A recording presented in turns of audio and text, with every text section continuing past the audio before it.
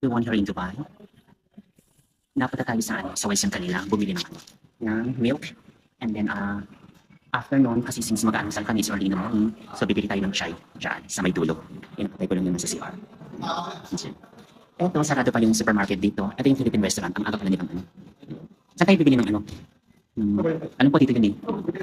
Dito may chai dito sa dulo.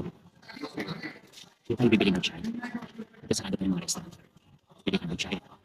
Sa stuffing. Dito tayo bibili ng chai. Dito sa Tasty Fresh Restaurants. Ang chai nila dito is 2 dirhams. Pero masarap, compare sa 1 dirham. Dito tayo upo. Gawin natin ito. Dami ba sa ito? So, bali ang eksena natin is bibili tayo ng ng pin, and then bibili tayo ng tinapay. Pakainin na lang natin. Yan, di ba? Para tipid. Then, upo tayo dito kapag inaantay yung chai. Alam mo sa pinagkatala ko dito sa sa Al-Khatib, ngayon ko lang na-discover na meron pa naman restaurant dito sa sa gilid-gilid. And then may mga upuan dito sa gilid. Exclusive for Links Coffee lang siya. May mga upuan pala.